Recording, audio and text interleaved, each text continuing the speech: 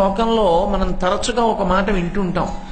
ఎవరో ఒక ఆమె వాడికి కనపడుతుంది, ఆమెని వివాహం చేసుకోవాలనుకుంటాడు. కానీ ఒకటి ఆలోచించండి, ఆ తల్లిదండ్రులకి ఒక అందమైన కూతురు పుట్టినప్పుడు ఆ తల్లిదండ్రులకి ఎన్ని ఆశలు ఉంటాయి.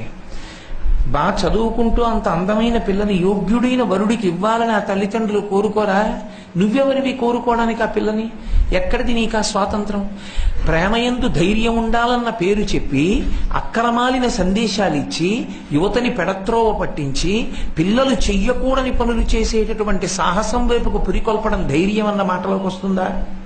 దాన్ని ధృతి అనొచ్చా? అనకూడదు. అందుకే శాస్త్రవిహితమైనటువంటి కర్మ ఏది ఉంటుందో ఆ కర్మ చెయ్యడంలో ఉండేటటువంటి పట్టుదలకి మాత్రమే ధృతి అని పేరు. అందులో ఇవాళ ఉన్నటువంటి ప్రపంచంలో ఎక్కడ ఏ మాట వాడకూడదో ఆ మాటనే వాడడం ప్రారంభమైపోయి. నేను అలా అన్నాను కాబట్టి ఒక మాట మీతో మనవి చేస్తాను. కామము వేరు, ప్రేమ వేరు. ప్రేమ అన్న మాట కొంతమందికి మాత్రమే అన్వయం అవుతుంది, అందరికీ అన్వయం అవ్వదు. ప్రేమ అన్నది తనంత తాను ఎవరికి అన్వయం అయిపోతుంది అంటే తల్లికి, తండ్రికి, గురువుకి, ముగ్గురికి అన్వయం అవుతుంది. ఇక నాలుగవ వారికి అన్వయం అవ్వదు. ప్రయత్నపూర్వకంగా అనుబంధం ఏర్పడితే, అందుకే స్నేహ అంటారు. స్నేహ అంటే అంటుకుని ఉండుట అని. ఏదో అంత నిష్కామంగా అంటుకుని ఉంటే ప్రేమ ఏర్పడితే వేరు. ప్రేమ తనంత తాను ఉండేది ఎవరికి అంటే తల్లి, తండ్రి, గురువు ముగ్గురికే ఉంటుంది. తల్లి బిడ్డన్ని కడుపులో మోసి వికారం పొంది మరణ సదృశమైన ఖేదాన్ని అనుభవించి బిడ్డని ప్రసవిస్తుంది. ప్రసవించి తన స్తన్యంలో ఉన్న నిత్తురు పాలగా మార్చి పడుతుంది.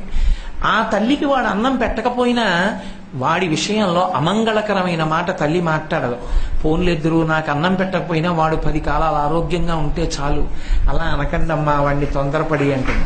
ఎందుకమ్మా అలాంటి పిల్లాడు ఉంటే ఎంత ఊడిపోతే ఎంత అన్నారనుకోండి, తల్లి దగ్గరికి వెళ్ళి అంత మాట అనకండమ్మా, నా ప్రారంభం, వాడు నాకు అన్నం పెట్టకపోతే వాడు 10 కాలాలు అలా ఉండాలంటుంది తప్ప వాడు ఊడిపోవాలన్న మాటని తల్లి అంగీకరించదు.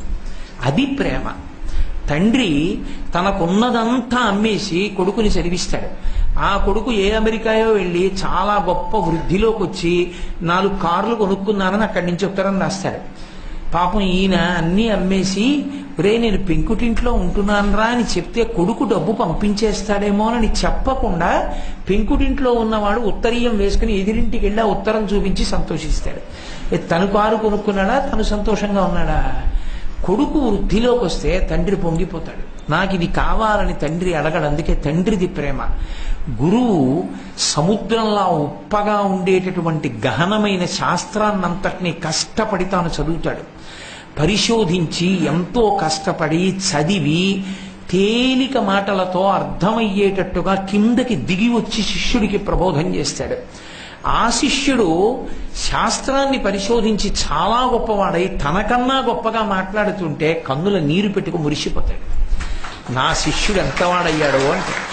అంతేగాని పుత్రాది చేత్ పరాజయం, కొడుకు చేతిలో శిష్యుడి చేతిలో ఓడిపోవాలని కోరుకుంటాడు గురువు తప్ప నా శిష్యుడు అంతవాడైపోయాడేమిటి అండవు. నా శిష్యుడు ఎంతవాడైపోయాడో అని పొంగిపోతాడు. ఒక్కొక్కసారి నాకు కన్నుల నీళ్లు వస్తుంటాయి.